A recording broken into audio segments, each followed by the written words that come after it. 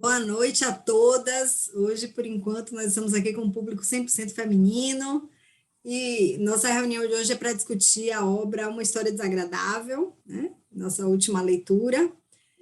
Como sempre, nós vamos começar, né?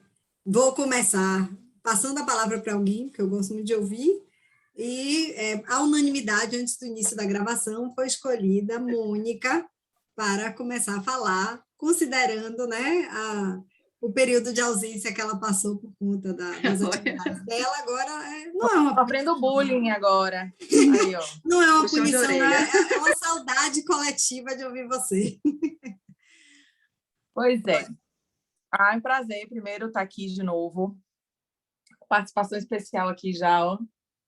É assim, gente. Realmente eu estava sentindo muita falta desses encontros, mas vamos lá para Uma História Desagradável. Primeiro, quando eu comecei a ler, eu já me sinto um pouquinho, e perdi algumas, né? Acho que nesse intervalo, uns 3 livros, mas eu me sinto já naquela atmosfera de Dostoiévski da Rússia, aquela Rússia fria, e dessa Rússia que ele mostra tanto também do lado dos oprimidos, né? Da pobreza, dessa atmosfera de serviço público. Então, assim, é como se eu já realmente identificasse que é um livro dele, tá claro, assim, né?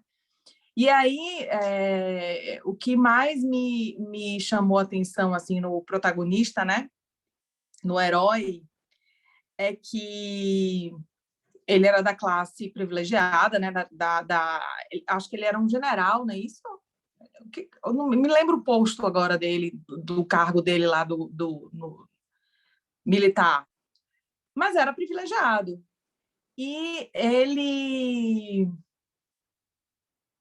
É engraçado como ele tem uma visão equivocada dele mesmo, achando que ele, naquele evento ali, ele iria trazer prestígio, ele ia ser bom, um cara bom, né? E que, no fundo, ele tá, na verdade, ele estava ali, primeiro, apareceu ali, mas assim, o ego dele vinha em primeiro lugar, né? Ele ser quem ele era, o oficial e tal. Então, assim, de novo, mostra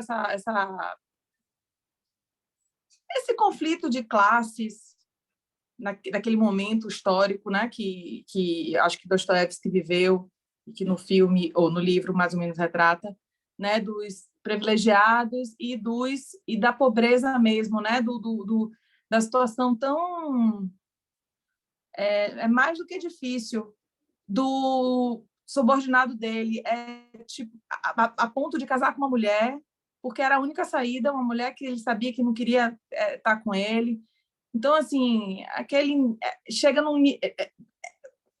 Tá ali sobrevivendo, tentando... Enfim, né? Opostos, né? Que envolve a questão de classe social. Então, assim, eu achei interessante porque ele mostra, em relação ao protagonista, que ele tinha uma visão equivocada dele mesmo. O tempo inteiro ele achando que ele... né? Ai, como é que eu vou me apresentar para todo mundo vai gostar de mim, porque eu sou bom, porque eu estou aqui, porque eu sou generoso. Mas, na verdade, ele é vaidoso, enfim. É difícil falar em primeiro lugar do Lore e todo mundo, ainda mais retomando agora esse coisa, porque eu tenho certeza que alguém vai falar uma coisa e eu vou falar, eu também achei isso, mas eu achei interessante isso. E para finalizar, Janaína levantou a mão aqui, mas só para finalizar, já vou terminar. Eu gostei de como ele termina falando que ele se olhou no espelho e não se enxergou, né? Olhou e falou assim, né? Porque, como assim? Tipo, claro, ele foi o subordinado dele, ele que me constrangeu, e que, na verdade, não mesmo, né? Então, exatamente essa questão, assim, essa questão psicológica da pessoa, né? Desse conflito de classes, enfim. De novo, né? Dostoiévski falando sobre a psicologia trabalhando os personagens, né? Não de uma forma tão contando uma história assim, histórica ou descritiva, não, mas instigando essa questão da psique, né, dos personagens. Jana tinha levantado a mão, não foi? Quando eu falei alguma coisa? Não levantei, não. Não? Não, aí eu achei isso. Rapidinho, né? Um romance bem rapidinho, bem curtinho, assim. Acho que vou complementar aí quando forem falando mais sobre. Eu achei ele muito se achante, né? Aquela pessoa assim, cheio de hipocrisia, né? Ele se achava a bala que matou Kennedy, né? Eu vou para levar o glamour para a pobreza, para a ralé, e quero colher a gratidão. Agora eu fiquei com tanta raiva, porque eu esperava que no fundo, no final da história, ele fosse fazer alguma coisa para compensar aquele pobre coitado, porque ele acabou com a festa de casamento do pobre coitado, ele ainda se escondeu, o cara ainda foi transferido, e ele ficou ainda, né, se vitimando com a história. E em relação à cena que você falou, eu achei também que foi, Glória até comentou aqui que foi uma cena fortíssima, eu achei que foi também a mais impactante, né, do livro.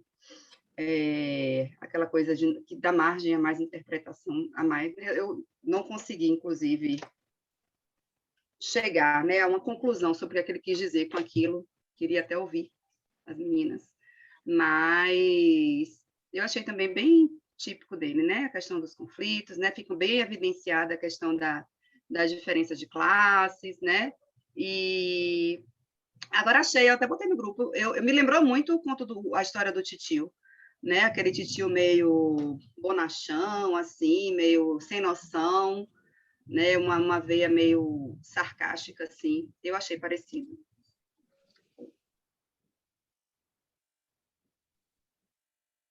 Fernanda, você estava querendo falar? Você Eu? está Não. muda, não sei por quê. Você está muda. Engraçado que você está sem. Deve ser o fone. Você não está com o mute acionado, mas você está muda. Não, não escuto. Sem o fone você não consegue, não?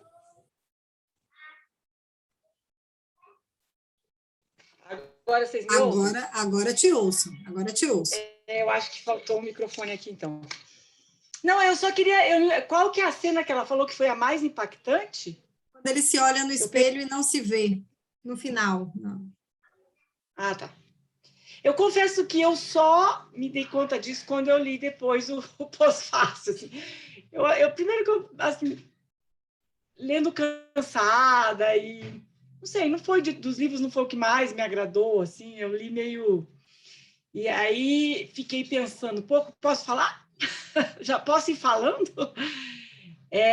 Eu li esse e depois eu fiquei pensando se teve algum que eu amei, porque a gente já leu muita coisa, né? Se for parar para pensar, quantos, hein, Lorena, que já deu no total? Se não me engano, 9, né? Porque a gente não leu o inscritos, acho que 9 sem inscritos. Mas eu li o inscrito. Então 10 para você, acho que 10. Mas eu faltei, eu perdi o Senhoria e perdi a Natasha lá, né? Que foi quando meu pai faleceu. Mas aí eu fiquei pensando, como eu achei esse meio chatinho, eu fiquei pensando se teve algum que eu amei, assim, que eu não conseguia largar, e eu acho que foi Humilhados e Ofendidos. E aí eu pensei que... E eu gostei muito de Gente Pobre, que foi o primeiro que acho que a gente não tinha parâmetro Gente Pobre, eu gostei. Para julgar. Duplo também. Mas agora que a gente já leu 10, como foi bonitinho aquele primeiro, né? Como foi gostosinho. Mas... então, não sei se é porque eu li um pouco cansada e tal, eu nem prestei atenção nessa história de olhar no espelho e não me enxerguei. Aí, quando eu fui ler o pós-fácil, o comentarista lá fala, para mim isso é busca de identidade, né? Para mim ele está se perdendo, ele não se enxerga, não sabe quem é. E aí eu volto naquela coisa que a gente comentou, que a Mônica falou super bem, assim, dessa dualidade, da diferença dos servos e da baixa classe, dos funcionários dos altos, e aquela duplicidade que a gente conversou no duplo, né? Que tem essa coisa de mostrar o rico. E aí, acho que ele comenta no pós-fácil, não sei se no começo, na apresentação, eles falam que o rico como era uma fase eu não consegui ler o capítulo lá que o Felipe indicou, mas era uma fase de ideias bem progressistas na Rússia, né? Esse czar que estava no momento, tanto que teve a liberação dos servos e tal. Então, eu acho que ele estava com essa preocupação de também se mostrar up to date, assim, né? Conforme os acontecimentos. Então, eu agora sou um humanista, e é o humanismo, e eu vou acolher a outra classe, porque nananana. E aí fala, não vou aguentar, e termina o livro, ele não aguentou. Porque é demais para eles, né? Você não decreta, você não consegue fazer um tipo de mudança com estruturas tão sólidas de tantos anos numa sociedade por decreto, né? Da noite para o dia. Então, não é porque agora todo mundo resolveu. E aí, em algum lugar também eu li, não sei se na apresentação fácil, eu estou roubando todas as ideias. Esqueci qual era a ideia que eu ia falar. Mas a busca da identidade russa, né? A preocupação teve esse período de cabeças mais progressistas, mais liberais e tal, eles estavam buscando essa identidade, então, nessa coisa de ele não ter identidade no final, e aí eles começaram a valorizar, isso eu li naquele livro da história da cultura, Lorena, começando a valorizar a própria cultura russa, e não se preocupar tanto com coisas estrangeiras. E aí saber quem era o povo russo. Então, quem é o carinha lá que trabalha comigo, que eu mal falo bom dia para ele, porque ele está muito abaixo de mim, só que agora eu vou precisar saber quem ele é. Então, eu vou me misturar, entendeu? Coisa que eu nunca fiz. Só que aí, como a Jana falou, que foi super legal, aquele devaneio dele, do que é que vai acontecer, né? Que tem um pouco a ver com sonho. O que ele acha que vai acontecer quando ele chegar no casamento, e acontece tudo completamente diferente, dá tudo absolutamente errado para todo mundo, né? E aí, assim, ó, não deu certo, não aguentei, não é bem assim, as coisas têm que ser aos poucos, né, numa sociedade. Então. Mas eu queria muito ter lido o capítulo para a gente fazer essa conexão, né, com a questão histórica, o momento, porque eram essas reformas, também a gente fala no grupo das reformas, não era só a liberação dos servos, né? Eles criaram espécies de governos locais para descer, isso está escrito também ali na apresentação, né? Tem um nome em russo, assembleias locais para tomar decisões da comunidade, então, assim, mais participação, trazendo, né, princípios mais de democracia, de cidadania para a sociedade e tal. Então, imagina a efervescência de tudo aquilo. E em algum lugar também eu li que essa liberação dos servos foi o primeiro passo para a Revolução Russa que vai acontecer em 1917, né? Porque aí tem todo esse povo que ficou séculos subjugado e que, de repente, começa a querer ocupar o seu espaço na sociedade e encontrar esse conflito com essa monarquia deles lá, super rica, super hierarquizada e super... que ostentava muito essa coisa da riqueza. Vocês falaram de filme e de série e tal. Tem uma série turca no Netflix que não tem nada a ver, em princípio, mas fala de uma guerra da Turquia com a Rússia e tal, que eles tiveram lá uns conflitos de território, não sei o quê, que a primeira parte se passa na Rússia, e, salvo engano, mostra exatamente essa fase da queda dos czares, assim, como eles eram de ostentação, de riqueza, não sei o quê, como essa diferença era cruel mesmo, assim, em termos de sociedade, como a Mônica falou. Mas foi isso, assim, daí de todos, eu acho que eu, assim, não sei, não achei muito atraente a leitura e tal, o da prisão. Embora fosse uma leitura cansativa, e densa, ela foi muito... Acho que é rica, assim, é importante a gente saber como as coisas funcionam. E gostei. E aí, Humilhados e Ofendidos, que foi, eu acho que de todos o que mais me prendeu, assim, aquele livro que você queria chegar a hora de ler para pegar. E esse não achei, assim, foi um... Como é que eu Pelo que eu definiria? entendi... Uma história desagradável. Uma história desagradável. Pelo que eu entendi, Fernanda, esse foi um conto mesmo, né? Assim, é uma novela que eles chamam, perdido, né? Só com um núcleo só de personagem. É que você não estava, Mônica, a gente até... teve um dia que a gente procurou definir um pouco essas categorias literárias, assim, quem entende mais do assunto pode falar. Vou tentar Que isso rever talvez, não sei, Lorena, você pode até me corrigir se eu estiver lembrando errado, mas a gente definiu mais ou menos como novela, que é um núcleo só, tem novela, o romance, que é aquele que tem vários núcleos, vários personagens, várias coisas acontecendo aqui, lá, em vários locais. A novela é um núcleo só, e o conto é mais condensado ainda, né? Mais curto, porque esse não chega a ser um conto, porque ele é longuinho, assim, né? Existe uma área aí meio nebulosa, que alguns escritos, algumas pessoas definem como conto, outros como novela, justamente porque esse limite de... Entendi. Mas eu acho que eu tinha visto, posso ter me confundido em algum lugar na apresentação, talvez tenha usado o termo novela, e aí realmente eu não tenho aprofundado. Mas eu entendi, eu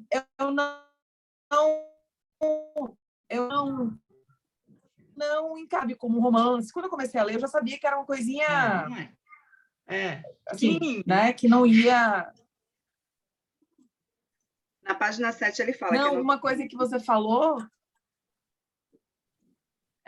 então foi isso mesmo, eu confundi. Fernanda falou uma coisa... Você pode ter alguém que diga que esse mesmo trabalho é um conto, né? Que vai dizer, esse é um conto. Eu já vi pessoas que qualificam o mesmo trabalho, uma pessoa diz que é um conto, outra pessoa diz que é uma novela. Existe meio que uma área que fica um pouco nebulosa aí nessas duas categorias, né?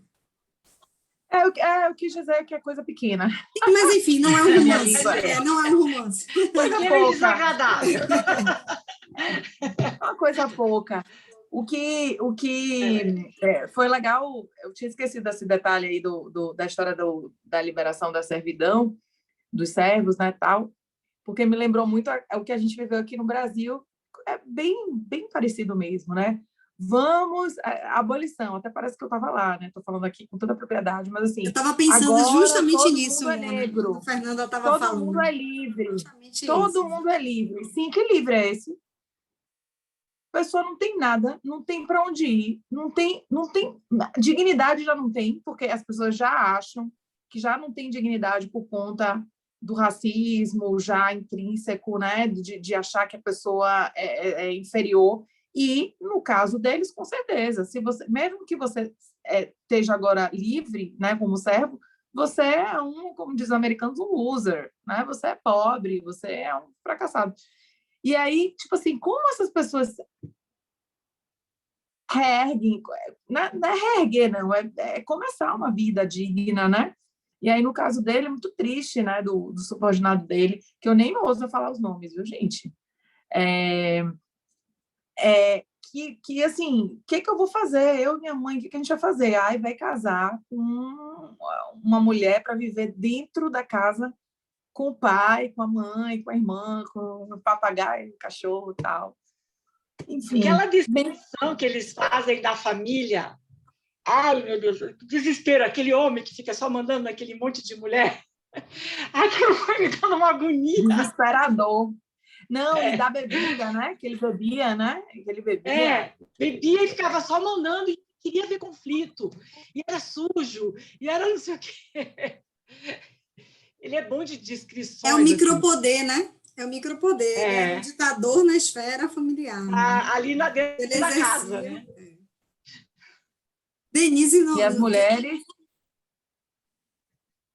Oi. É que eu gosto de escutar bastante. Não, fica à vontade, eu só perguntei porque... Sim. Então, o Gente Pobre que vocês falaram, né? Eu tinha tentado, uns 2 anos atrás, começar a ler sozinha, né? Na época, né? Fazer essa questão da ordem cronológica, mas sozinha.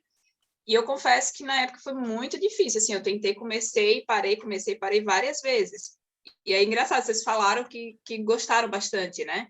Aí, quando eu fui assistir o vídeo de vocês, o Gente Pobre, aí peraí, comecei a simpatizar um pouco mais com o livro. Comecei a ver de uma forma diferente, né, do que vocês foram falando ali. E esse, para mim, foi um dos melhores agora, assim, é um livro curto, né, você lê ele rapidamente, mas eu gosto, assim, dessa questão que a Mônica estava falando, assim, de você já... É como se fosse assim, eu estou entrando numa casa de um amigo que eu já conheço, assim, né? Você já vai conseguindo identificar, assim. Eu fico pensando assim, sei lá, se alguém fizesse um teste cego, né? De pegar um livro que a gente não visse a capa e aí a gente fosse começar a ler, se a gente conseguiria já identificar, ó, isso aqui é Dostoiévski mesmo. Porque o que eu não senti no Escritos da Casa Morta, para mim destoou muito aquele livro ali, né? Eu não consegui ainda terminar de ler. Ele é profundo, ele é denso, ele é interessante, mas é que eu acho que eu não estava esperando. Eu não estava esperando que ia ser aquele estilo naquela hora. Talvez se eu tivesse já alguma noção de como é que ele seria, eu teria conseguido digerir melhor. E aí, quando chegou nesse, eu disse, opa, ele voltou. Agora o Dostoi voltou, né? E aí, assim, para mim, eu não sou da área de história, mas eu gosto de ler livros que eu acabo, de alguma forma, aprendendo um pouco sobre a história, né? E aí, esse livro, ele mostra muito isso de uma forma muito didática, assim. Então, eu até fiquei pensando, assim, sei lá, de repente, um professor... Como é um livro curto, um professor de ensino médio que, de repente, está falando em algum momento ali sobre a história da Rússia né? E quer apresentar esse livro, é um livro curto, então é uma forma até de você... aprender sobre esse contexto, assim, fica muito mais claro do que quando você lê um texto mais descritivo mesmo, né, mais técnico. E algumas partes, assim, muito engraçadas mesmo, assim, para mim, assim, que parecia que estava vendo, tipo, a Grande Família, aquelas confusões ali, aquela hora do barulho, né? O barulho ali, que aí todo mundo sai correndo, aí vai, sabe? Parecia aquela coisa, tipo, vai cachorro, papagaio, não sei o quê, aí, tipo, vai uma que estava mancando, que estava com a costela quebrada, sei lá. Aquelas horas ali eu começava a rir, eu não conseguia parar. E aí eu lembrei também no início, naquela hora que ele está indo ali tá andando pela rua, ainda não chegou ali, e aí depois ele vê que está tendo casamento, ele fica naquela, que eu vou entrar. E a questão principal para ele é a impressão que ele vai passar, né? Assim, qual é a impressão que eles vão ter a meu respeito? Porque eles vão ficar deslumbrados, né? Porque um homem como eu, indo, né, num casamento e tal, de um funcionário, tem o livro, aquele, eu não sei pronunciar, Tenente Gustel, do Schnitzer, que, assim, eu me lembrei um pouco desse livro. É um livro bem curtinho também, não sei se ele é considerado, talvez seja uma novela, não sei qual é a categoria dele, que é de um cara que ele, no começo do livro, ele está saindo no teatro, e é um cara também, eu acho que ele é um general, ele tem uma patente, assim, alta, e aí ele está saindo do teatro, e tem uma indisposição com um cara que é o padeiro. Tipo, o cara, acho que um pisa no pé do outro e tal, e ele depois fica quase que o livro todo, praticamente, pensando sobre isso, assim, do tipo, porque se alguém souber o que aconteceu, porque... Então, assim, o cara passa mais tempo do livro pensando na impressão que ele vai passar nos outros do que vivendo a vida dele realmente, né? E aí, nesse início ali, eu pensei muito nesse livro também, né? Essa questão dele... Ele não estava interessado em ir, ele não estava interessado em assim, realmente valorizar aquele momento, em curtir, não. Ele queria saber qual era a impressão que ele iria passar nas pessoas, de alguma forma, né? E aí até a Lorena tinha falado no grupo, né? Como é que seria hoje em dia esse cara, como é que ele iria virar um meme, né? Ele iria ter figurinha dele, assim, ele iria virar piada, assim, imagina... Eu fiquei imaginando esse cara hoje em dia, né? Tipo, alguém realmente, sei lá, filmando eu acho ele. que tem, viu, Denise? O quê? Gente, hoje em dia, como ele... Sim, trazendo para nossa realidade, obviamente, né? Ali foi como um estereótipo, né? Mas eu acho que tem gente que quer chegar. O Instagram, né? Aquela coisa assim de que não importa tanto o que eu estou fazendo, importa o que eu estou parecendo que eu estou fazendo, né? Não importa o que realmente eu estou vivendo, importa aquilo que... a impressão que as pessoas vão ter a meu respeito, né? Eu fiquei pensando muito sobre isso, assim, né? Não importa... será que aquilo que eu faço realmente em alguns momentos é o que eu quero fazer ou é aquilo que eu quero que as pessoas pensem sobre aquilo, né? Sei lá, eu já vi, sei lá, uma pessoa muito discutido, eu vou, de repente, fazer uma doação para alguém e aí eu vou filmar e tirar uma foto e eu vou postar. Até que ponto que realmente eu quero fazer aquilo ou até que ponto talvez eu quero demonstrar, né? Não estou julgando, né, quem faz, mas São algumas questões assim que eu fiquei pensando e fazendo esse paralelo com hoje em dia também. Mas para mim foi um dos melhores. Todo livro que eu leio dele, tirando Escritos da Casa Morta, que não é questão do livro de eu não gostar, mas assim, entendo que é, né, é importante, mas eu não estava esperando aquele estilo. Mas todo livro que eu leio dele, eu penso, esse é o melhor, esse é o melhor, esse é o melhor. Todo livro eu fico mais assim, surpresa, sabe? Com a capacidade dele mesmo de levar a gente para aquele tempo, para aquela época, para aquele contexto e esquecer de tudo, assim, realmente. Isso numa leitura em ordem cronológica é excelente. Diga, Mona, pode falar. Eu adorei o que Denise falou, que trouxe aí sobre... A gente tinha comentado, mas ela enfatizou mais sobre ele estar sempre preocupado com outro, com outro, com outro, com outro. E aí ela falou de redes sociais, e aí eu acho que ano passado, não sei que discussão foi que a gente... Eu estava assistindo alguma coisa, mas assim, surgiu a questão sobre... porque hoje em dia as pessoas estão mais preocupadas em parecer do que viver, né? Porque precisa postar no Instagram, tal, tal, tal. Veja bem, ele está aqui escrevendo em 1800 não sei quanto. Na verdade, as pessoas querem parecer desde muito tempo, só que agora, com as redes sociais, e isso tomou uma proporção maior. Mas, assim, se a gente excluir as redes sociais das nossas vidas, imaginar um pouquinho, sempre eu estou colocando todo mundo num bolo, né? Não estou...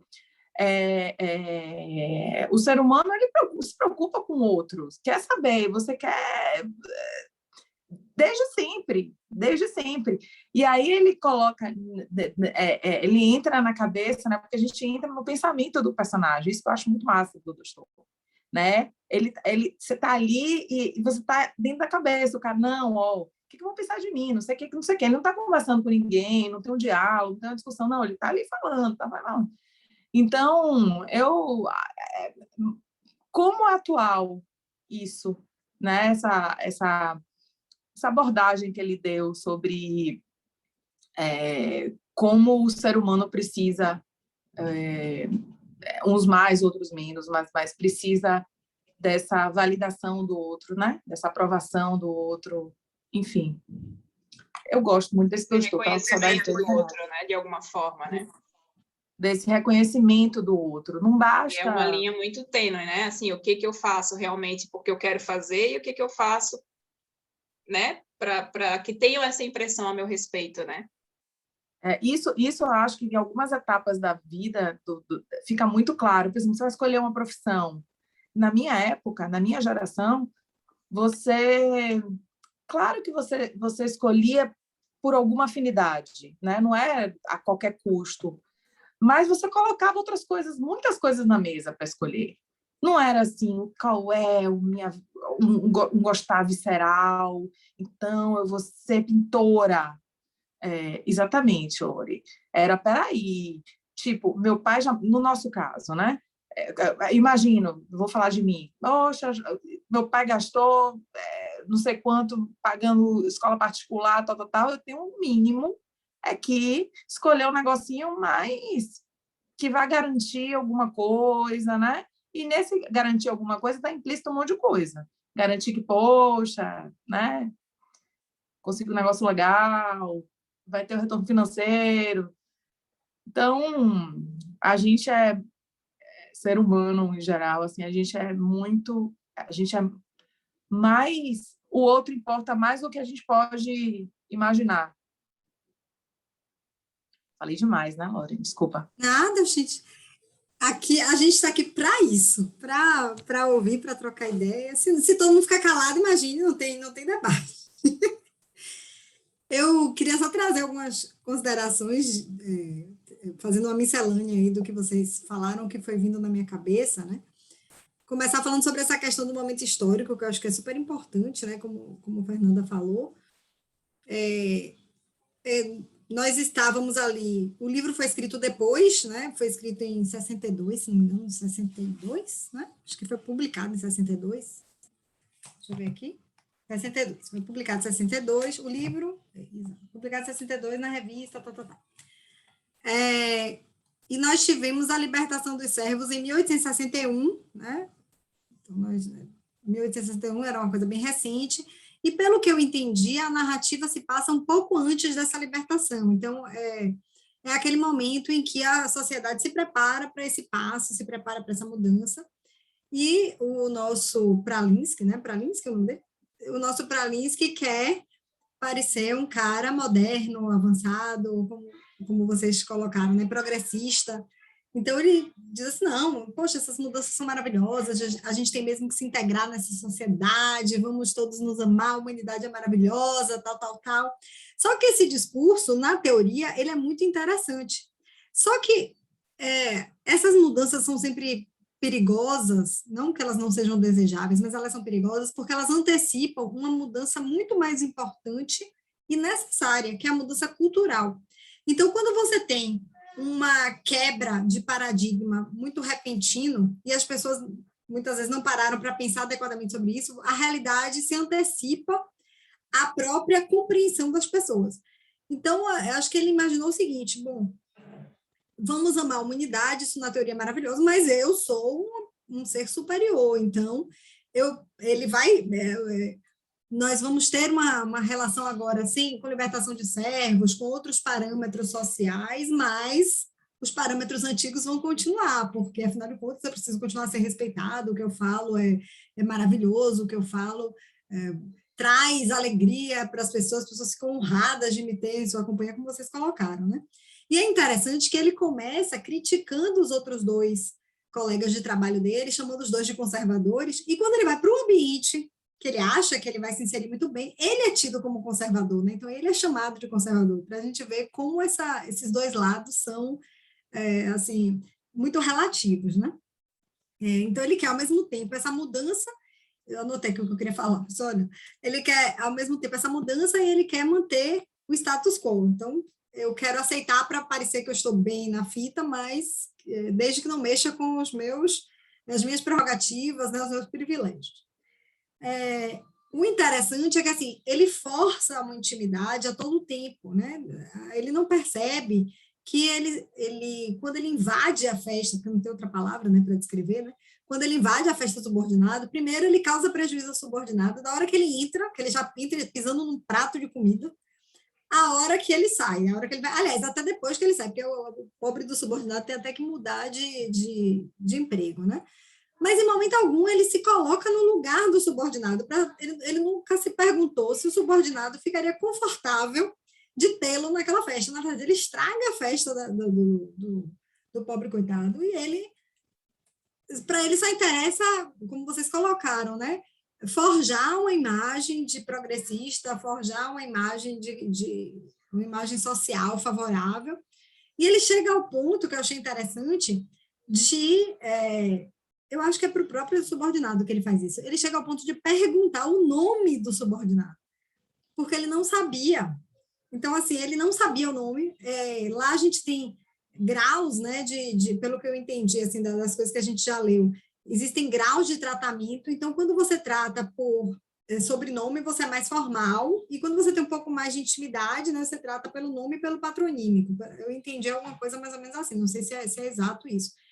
Mas eu vejo que ele por exemplo, ele chama, sei lá, pseudo não sei das quantas, né, que é o sobrenome do subordinado, e de repente ele pergunta, né, qual é o seu nome? E aí ele fala, né, o nome patronímico, e ele, como se fosse assim, olha, estou te dando atenção, estou querendo que você veja que eu estou aqui para mostrar o amor à humanidade, mas calma, porque você tem que ficar aí, então eu preciso me assegurar de ter alguém aqui para que eu não precise ficar conversando com você, então ele fica assim, muito mais aliviado quando chega aquela outra pessoa, né, que é também subordinado dele, mas que é no grau... É um oficial. Um oficial, exatamente. Graças a Deus que agora eu não vou precisar ficar conversando diretamente com ele, ele pode ficar aqui, né, recebendo essa felicidade que é me ter em sua festa sem eu precisar ficar falando com ele. Ele não teve empatia nenhuma, né, porque, assim, ele vai para uma festa e ele acabou aumentando os gastos daquela festa exponencialmente, né, porque precisaram comprar bebida especial, enfim, ou gastar bebida especial com ele, então nada disso ele observa, né? E eu senti que eu gosto disso porque assim, acho que Dostoiévski é como se ele tecesse uma trama que não termina. Então, eu senti um link dessa obra com a obra Humilhados e Ofendidos. Porque se a gente for parar para pensar, quando a gente lê Humilhados e Ofendidos, e inclusive a gente discutiu isso aqui, né, que existem diversas formas de se sentir humilhado e de se sentir ofendido. Você pode ofender sem saber que está ofendendo, e você pode se sentir ofendido por algo que para outra pessoa seria irrelevante, né? Então, o Pralinsky, ele, na verdade, se sente humilhado a partir do momento em que ele se vê rebaixado perante o subordinado e ele não sabe como é que as pessoas vão receber isso, como é que o ambiente de trabalho dele vai recepcionar essa notícia. Então, a preocupação dele, em momento algum, se dá pelo fato dele ter destruído a festa do subordinado, né? Ele se sente assim, a ofensa, digamos assim, entre aspas, a ele foi justamente o fato de que ele, uma pessoa de um nível superior, estava ali se submetendo àquela condição degradante de ter que dormir na casa do subordinado, de ter que ser despido pela mãe do subordinado, né? Enfim. Ele parece que esquece que foi ele que provocou tudo isso. E do outro lado, há toda uma ofensa também sofrida por parte do subordinado, né? Uma agressão, você simplesmente invadir a festa de casamento de alguém que vinha num ritmo, vinha com um tom de liberdade, né? Você usar a cama da pessoa, né? Impedir a noite de núpcias, enfim, foi um desastre completo ali. Então, eu achei que, mais uma vez, há essa forma de mostrar que são dois mundos distintos e que essa intercomunicação é muito complicada, é muito difícil, né? É muito difícil para um entender o outro, né? Um se colocar no lugar do outro. Não dá, não dá.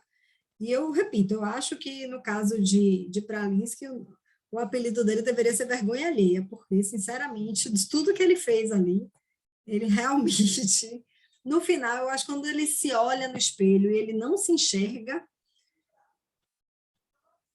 assim, eu também tive dificuldade, sabe, de entender onde Dostoiévski queria chegar ali, mas parece que é como se fosse de vergonha mesmo, de falta de reconhecimento, de falta de identidade.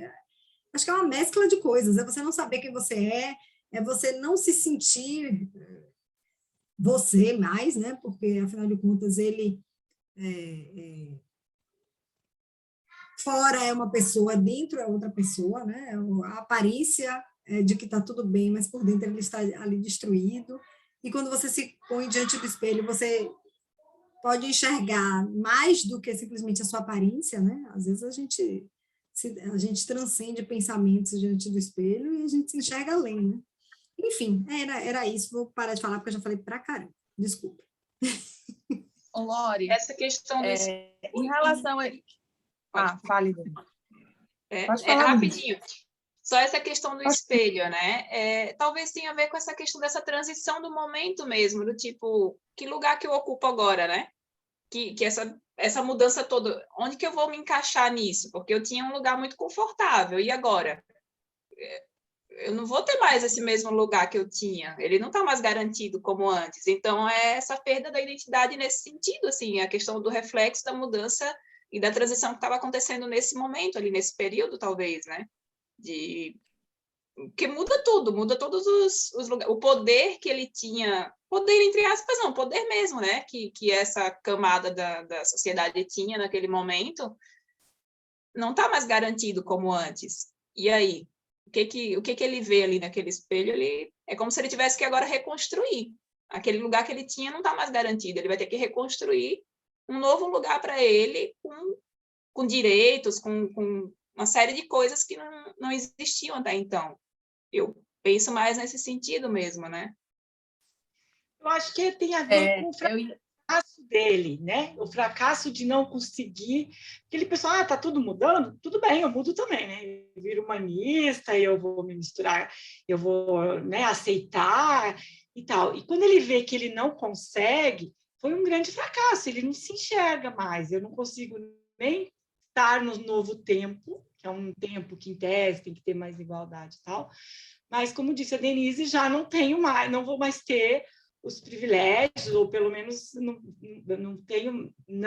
a minha situação anterior não será mais como ela era. Pode até ser que eles mantiveram, né, privilégios, mas, assim, eu acho que é nesse sentido, assim, do fracasso. E ele tem uma ressaca moral que foi uma vergonha, porque ele bebeu e ele não estava acostumado a beber. Em algum momento ele fala isso, assim, que quando mistura a vodka com o vinho, o champanhe, para quem não está acostumado, o efeito é muito mais forte, alguma coisa assim. Ele não consegue se pôr, que a Lorena falou, no lugar do outro, de forma alguma, né? Que ele esquece que foi ele que... Mas ele também não ficou confortável naquela situação, né? Ele sabe que ele fez alguma coisa errada, ele estava com vergonha de voltar para o trabalho, achou que... Engraçado, e ele era o poderoso da história, né? Ele podia chegar lá, demitir todo mundo, sei lá. Mas ele não quis voltar ao trabalho, ele sentiu um pouco essa ressaca moral, assim, que acho que até fala em algum momento. Não era físico, era moral, no finalzinho, assim, que era aquele sentimento que ele ficou em casa uma semana e não conseguiu ir trabalhar. Acho que é o desconforto desse não lugar, né? Exato. Ele está num não lugar, ele agora não é isso, não está nem no passado. Ele não se acha mais, E o espelho é isso, essa questão da evidência mesmo desse fracasso que você falou, dele achar que ia ser muito simples, assim, como trocar de roupa, né? Da noite para o dia eu vou aceitar isso goela abaixo né? Ele era o mais jovem dos três ali, né? Então, que nem a Lorena falou, que ele criticava os outros dois, como se, eu sou mais jovem, tivesse essa ideia, né? Mas parece isso, um desconforto desse não lugar, de assim, que lugar que eu tô agora? Se eu não tô mais naquele, eu vi que nesse próximo aí eu também não consegui ocupar, não conseguia atuar, né? Não conseguia assumir esse papel que eu achei que eu iria conseguir, e aí ele fica desconectado, né? E eu achei que essa parte foi a mais rica, porque assim, eu acho que dá margem a várias interpretações na questão do espelho. Sobre isso. Tem essa interpretação, e eu já pensei em uma outra também. Né? Quando ele se olha no espelho também, ele no momento que ele se depara, que ele se achava tanto, e que ele não chega até, não é nem a questão da transição do ser humanista e não conseguir fracassar. É de se achar que ele era tanto, que ele agregaria tanto, mas, na verdade, ele não era coisa nenhuma o poder dele diante dos servos, dos subalternos dele, não significava nada. Então, eu acho que dá margem para isso também, né? Eu queria ser bonzinho, eu queria ser humanista para ser melhor, mas independente de querer ou não ser, eu não era nada. Mesmo sem conseguir ser humanista, eu não sou aquela pessoa super importante que todo mundo vai ter vontade, orgulho de ter junto, como eu era, né? Então, eu acho que dá margem a muita coisa aí, essa passagem. Era isso aí que eu ia falar, assim, Janaína, tipo, quando ele, em algum trecho, que eu acho que ele estava meio dormindo, meio sonhando, meio embriagado, não sei, que ele fala assim, eu vou me apresentar e todo mundo vai entender quem eu sou, né, que eu sou um homem bom, aí começa a se descrever, ele se descrevendo. E aí, no final, que ele olha, ele se reconhece, para mim, para além dessa questão de humanidade, disso tudo, né, dessa questão toda desse momento aí, é dele falar assim, eu achava que eu era uma coisa, só que, tipo, não, eu não sou isso aqui, eu sou quem? E aí vem, né, e aí é uma questão dele mesmo, nada a ver, não é isso, mas assim, não tem a ver com ser humanista, não ser humanista, ser aristocrata, não ser aristocrata. Ele, como homem, se via de um jeito, mas ele já não... E aí tem a ver com poder. Não sou esse poderoso, eu não sou essa pessoa superior mesmo, né? E eu acho isso legal, se extraindo. Eu gosto sempre de tirar isso da história, né? Do contexto do romance, da história. Porque eu acho que Dostoiévski é isso, assim, ele constrói esses personagens para instigar todos esses questionamentos, né? E quantas vezes a gente não acha que a gente é alguma coisa, quando, na verdade, olha eu aqui, Não necessariamente. A gente se equivoca com a gente mesmo, né? Então, eu acho que eu gosto disso. Por isso que eu adorei o final, assim, quando ele falou isso do espelho, que dá realmente margem para você pensar sobre vários aspectos, como vocês colocaram aí, vários aspectos. Mas eu acho que provoca também uma reflexão, assim, sabe? A gente sabe quem a gente é, tipo, quem é Mônica? Olha eu aqui de novo. Quem é Mônica? Mônica não é Mônica, tem 44 anos, tem filho. Não, mas o que eu sou? Quem eu acho que eu sou? E eu sou isso mesmo? Ou eu estou me equivocando no meu eu?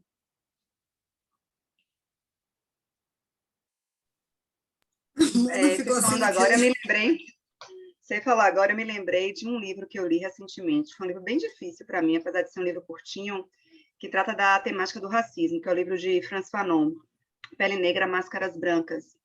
E aí tem uma passagem, na verdade, ele trata da questão dos africanos na ilha de Martinica, que é um protetorado francês, e lá todo mundo é negro. E o sonho da vida desses negros é ir para Paris, viver na França. E aí, quando eles chegam lá, que eles veem que a população de lá não é igual a eles, cria aquele choque. E aí ele cria, na verdade, Fanon, ele era psiquiatra, ele escreveu esse livro para ser uma tese de conclusão de curso, alguma coisa assim, pelo que eu entendi, não foi aceita, ele publicou o livro depois. E o que ele traz, na verdade, como conclusão do que eu consegui entender, porque eu confesso que eu não entendi muita coisa, ele traz muita referência, né, de autores que eu não conhecia e eu não consegui me aprofundar mesmo, mas ele fala da necessidade desse negro se ver validado pelo outro. Ele só enxerga o próprio valor quando o outro reconhece esse valor, né? Então, embora a gente fale da gente fazer para o outro, e eu acho que isso faz parte da identidade, né, do ser humano, né? É você perceber que o outro te reconhece como igual, como humano, como pessoa.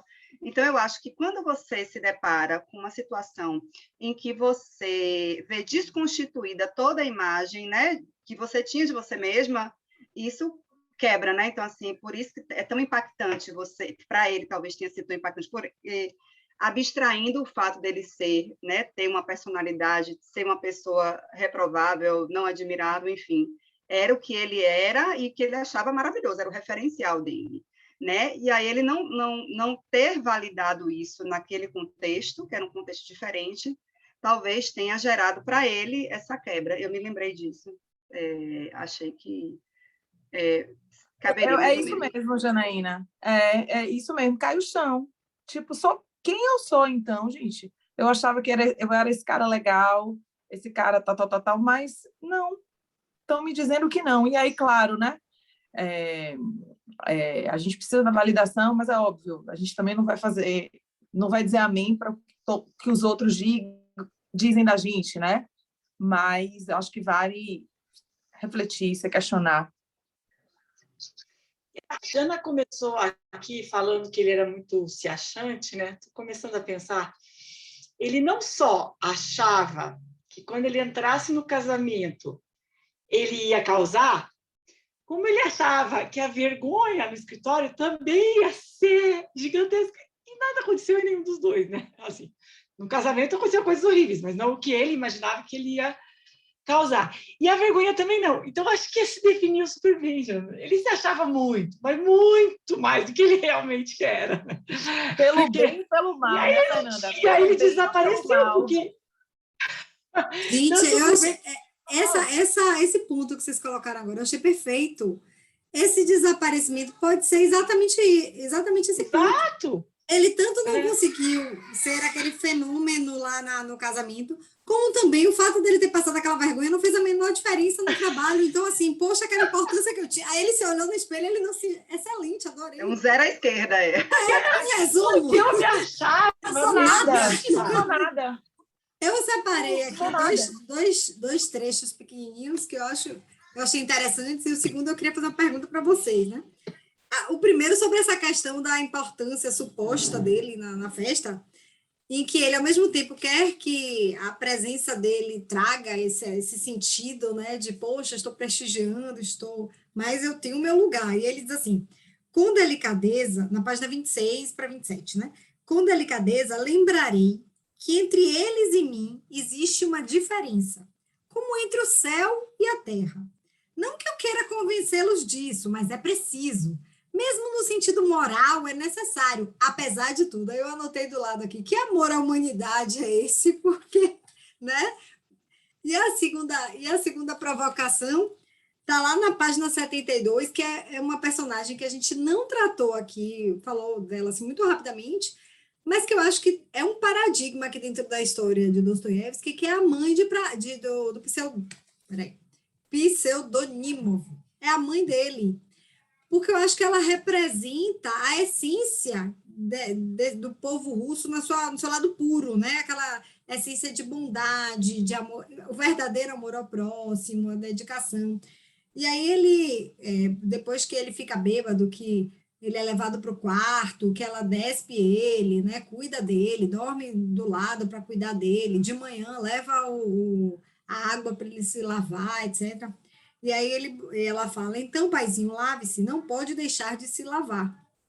Ele devia estar um bagaço, né? Enfim, tinha se cagado, todo terrível, enfim. Nesse instante, Ivan Ilitch percebeu que se existia no mundo todo uma criatura que ele não poderia temer e diante da qual ele não poderia se envergonhar, essa criatura era justamente aquela velha. Porque ela era de uma bondade, de uma simplicidade, né? Apesar de ele ser alguém assim importante, claro, né, o chefe do filho dela, mas a gente sente que é como se ela como se ela fosse tratar aquela pessoa da mesma forma se fosse alguém mais simples, eu acho. Talvez não com tanta devoção, no sentido de respeito, de temor, temor reverencial, né? Não é, gente? Falei certo? É porque sumiu aqui. Não. Tem lá no direito penal, temor reverencial. Temor reverencial, exatamente. Não no sentido de temor reverencial, mas que ela trataria, ela tem essa dedicação. Eu acho que Dostoiévski, ele sempre coloca, assim, algum elemento nas histórias para lembrar um pouco esse lado da bondade, né? Esse lado da abnegação. Não que essas pessoas sejam perfeitas, mas ele tenta... Mas ela tenta fazer a transição. Assim, eu acho que ela tenta fazer um pouco essa aproximação da humanidade. Porque ela fala assim, venha, tome com a gente, coma com a gente, não faça essa desfeita. É simples, mas eu sei que você vai gostar. Ela tenta fazer essa intersecção, né, da classe baixa com os altos, assim. Ela não se intimida também. Antes mesmo de ela começar a cuidar dele, durante a festa. Mas eu não sei se não foi ela que providenciou o champanhe, né? Que fez comprar 2 garrafas caríssimas. Quem que foi? Que daí também já foge um pouco da... Eu não sei se foi ela ou se foi a mãe a mãe da noiva. Exatamente. A mãe da noiva. Pode ser. Porque gente, depois ela eu tô... já que é mais... Ela não tem mais o dinheiro para dar a carroça, não, como é que chama? A caleça, sei lá o quê. Que ela fala que não tinha mais, né? Ela tinha dado para o champanhe. Eu falei a carroça, Janaína. Quando eu vi aquele negócio, eu falei a carroça. Carroça, isso aqui. Eu estou estudando estudando não, assim, estou me entendendo mais essa história de feminismo, teoria de gênero e tantas coisas, e aí teve um trecho do livro que eu falei, meu Deus do céu, olha o que é isso. Eu posso ler, Lori, rapidinho? É uma frase. Dostoiévski tem umas tiradas, assim, que eu só acho que talvez só perca para Tolstói, porque Tolstói é... Não, mas ele está retratando a história, que eu vou falar. Não é pessoal não, dele, isso que eu estou dizendo, porque hoje, assim, no nosso tempo, isso choca um pouco, mas vá. O pai falando, o pai da noiva falando com o subordinado, né? O pseudonimo. Isso. Ele estava entregando a filha, né? Aí ele falou, quanto a você, Porfírio é o nome dele, bata nela quando for sua esposa. Ela é possuída por 7 demônios desde o nascimento. Expulse todos, arrumarei uma bengala. Nossa Senhora do Santo Cristo. Isso daí, que eu sei, assim, até tenho que me atualizar como é que estão as coisas hoje. Mas, assim, essa realidade de realmente mulher apanhar lá e do homem, de ter essa coisa... Porque na Itália também, você lembra que a gente leu aqueles livros lá da Helena Ferrante, Lori? Não sei se você lembra, que trata, né? Ela é italiana, tal. É de uma... Realmente, a mulher, assim, lá... Aí, quando eu vi, eu falei, não. Tanto é que foi uma paginazinha que eu marquei. Eu falei, nem ia colocar isso aqui, né? Assim, mas como essa questão da mulher é universal, não é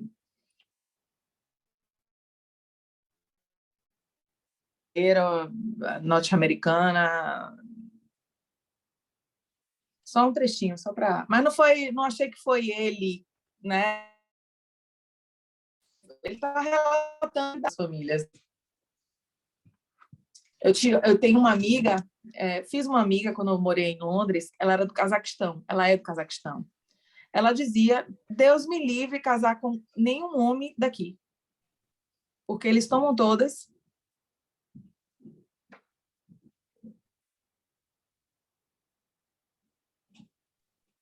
Não, e se você Tá ouvindo os observar... terremotos, Lorena? Tô ouvindo. Terremoto o quê? Meu Deus. Ô, terremoto. Gente, trovão. Não estou sobre terremoto nenhum. Trovão. Mas Tô eu aqui entendi, veio um apavorada. clarão retado aqui, um clarão e um barulho. Super. E essa questão que você falou sobre o tratamento das mulheres e a forma como as mulheres eram vistas, a gente vai coletando daqui e dali as coisas. Por exemplo, essa ideia da histeria, né, das mulheres serem histéricas, vira e mexe aparece nesses livros, né? Essa questão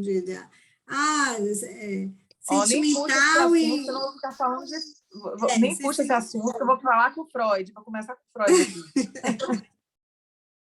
Sentimental como uma mulher, e não sei o quê. Então, tinha muito isso, essa ideia, né, de que determinadas doenças, digamos assim, do humor, como eles enxergavam, eram femininas, né? Diga, Jana. Eu fui abrir aqui e me lembrei de duas coisas.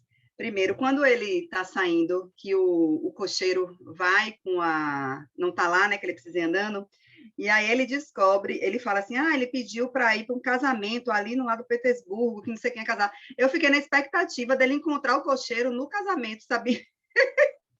Meu Deus, será que esse cocheiro está no casamento? E aí depois ele fala, né? E aí depois ele fala assim, quer uma carona, não sei o quê?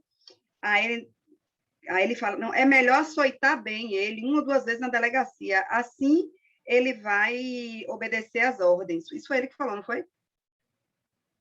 Deixa eu ver se foi ele. Eu fiquei assim, meu Deus, o cara tá muito falando de humanidade. humanista, né, vai da casa, ele... não, mas essa fala não foi dele, não, foi do outro. Foi do outro, não. Eu pensei que era dele, eu me atrapalhei. Isso que você falou é interessante. Eu estou sem um livro aqui, senão eu via com mais detalhes, mas eu me lembro que uma das primeiras cenas que Dostoiévski viu quando ele estava indo para Petersburgo, ele parou naquelas estações de troca, não sei o quê, e ele viu uma pessoa, né, que estava usando uma caleça, não sei se era dos Correios, não sei, enfim, tinham 2 pessoas nessa caleça, sendo que uma estava naquela condição de subordinado, né? E a pessoa açoitava, batia, então, assim, isso foi algo que traumatizou ele. Acho que essas cenas, assim, que a gente vira e mexe vai ver, também tem relação com essa vivência que ele teve. Acho que foi a primeira impressão que ele teve ali, o primeiro contato que ele teve com essa violência, porque ele tinha uma casa de campo, digamos assim, da família dele, né?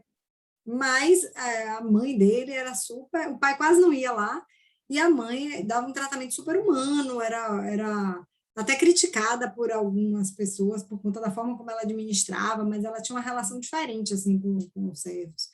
E aí, quando ele viu esse tratamento, ele ficou muito chocado, né? Foi algo que impactou na biografia dele, tem isso. Então, você vê que essa já é uma cena reportada, um pouco vou bater no servo que simplesmente me deixou na mão aqui, né? Na Casa dos Mortos, né, as penas sempre são de... Não sei se vocês chegaram a ler partes. Sempre são de chicotadas, né? E era o maior pânico deles, né? Pior até do que o serviço, o trabalho forçado e tal.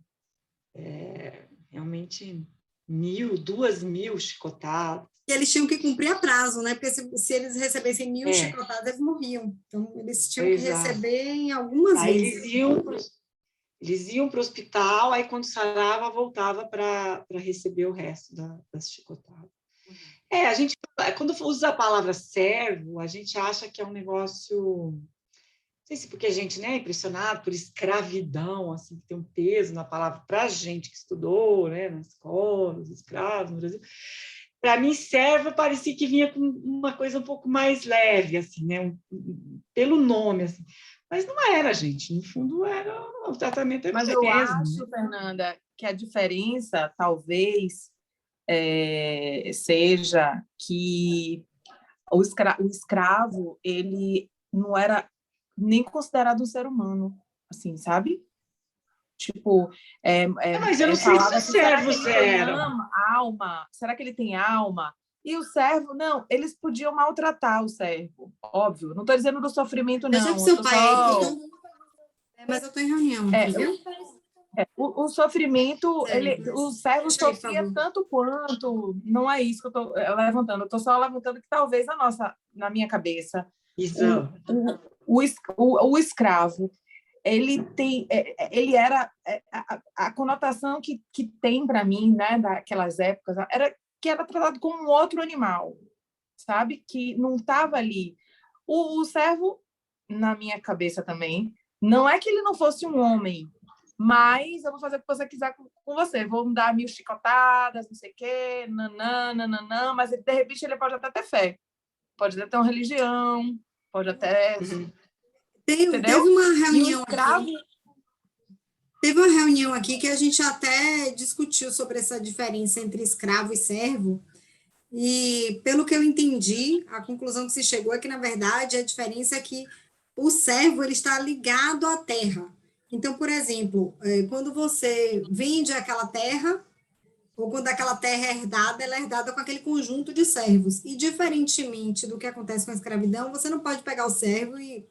Não sei se é exatamente isso, tá? Foi o que a gente...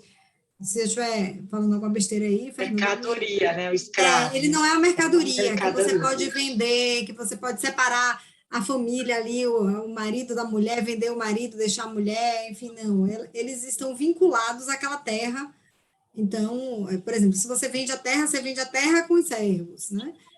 Tanto é que o patrimônio assim, é um imóvel com não sei quantas almas. Então, você conta quantos servos tem ali para poder dizer aquilo faz parte integra aquele patrimônio, entendeu? E aí que fica a grande dificuldade, né? Porque quando houve a libertação, eu tenho até curiosidade, vou depois pegar um pouco essa questão de livros que retratem um pouco essa história, né, desse período da Rússia, para ver o que aconteceu, né? Quando eles finalmente receberam a liberdade, o que houve, né? O que se deu aí depois? Porque eles estavam... E o escravo era estrangeiro, né? Fora os que nasciam aqui, vinham de... E o servo era russo, né? Talvez até também dificuldade de eles se misturarem, porque era russo, mas era um outro tipo de russo, né? E os escravos, em princípio, vinham para a gente, né? Vinham da África. Também tem essa diferença, né? Eu acho que para mim mais choca, assim, sabe? Quando eu vejo, é que essa questão da humanidade, assim, sabe? De tipo, de tratar os escravos como um outro animal, como um cavalo, nesse sentido, porque a gente é animal também, mas assim, e o servo, ele tem uma dignidade maior, assim, comparado, né, ao escravo, fora essas outras definições aí que a Lori trouxe, né, de estar ligado à terra, não tá. Pois é, mas povo sofrido, viu? Vocês veem que é um livro pequenininho, mas rende, viu? Rende discussão, porque Dostoiévski é Dostoiévski. E o Faísca, gente, o cara que queria criar história lá na festa. Cadê ele? É um que falou na cara dele umas coisas. Gostei. O jornalista, né? Era jornalista, né? Só que no final ele mete o rabo entre as pernas também, né? E vai embora. Não lembro do fim dele. Eu também não lembro, eu acho que ele foi... Eu fiquei na expectativa dele aprontar Acho que ele fez alguma, besteira assim. também, se eu não me engano. Eu não lembro muito É, bem, né? se eu não me engano, ele Ele bebeu bebeu demais, e não? foi também convidado a vazar. Foi ele que disse, né, para a Linsky que era conservador? Foi ele, não foi? Na mesa Foi. de jantar? Eu acho que foi ele, sim.